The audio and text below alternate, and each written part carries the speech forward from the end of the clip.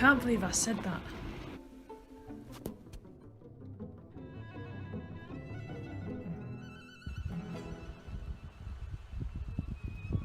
The winds beat tirelessly against her now numb face as she looked out across the bay. She checked her phone briefly to see how many more steps she had to make for her target for the day, and with a relieved turn of foot she headed for home. Abby looked at the cool blue sky and heard the violent shouts of the black-headed gulls above her. As she breathed in the cold spring breeze, a violent gust of wind forced extra cold air down her throat, making her gasp for a moment. It was too early for her to think clearly, but the events of the last few days clung to her, seemed to give extra weight and speed to each footstep. Why had she reacted so badly to such a simple suggestion, and in front of everyone?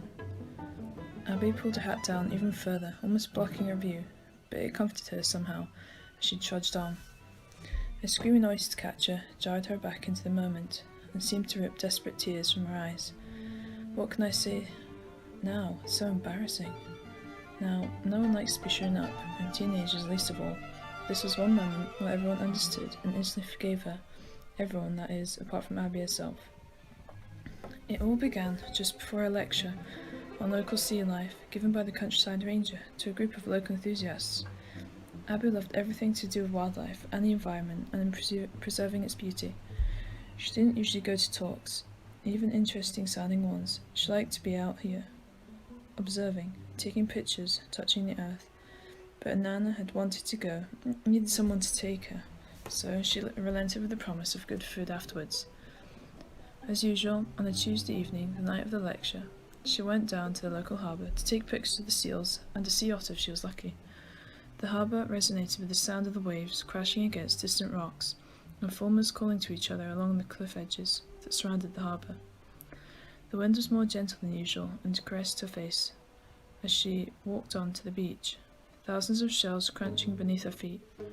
She could see the grey heads of seals bobbing up out of the water, and across the harbour, by the tall cliffs, others were slumbering lazily on the slimy rocks. She crouched down and started to search for her favourite spotted seal through the lens of her camera.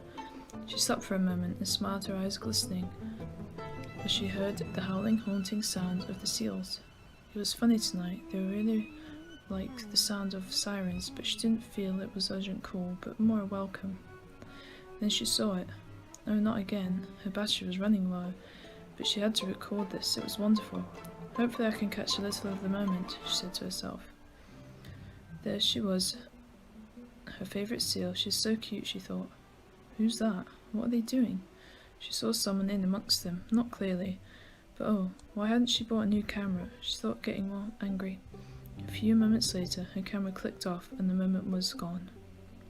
Temper raged inside her, but she had to leave. She thought at that instant it was a man, and it looked like he had a strange wetsuit on. She sighed to herself and left.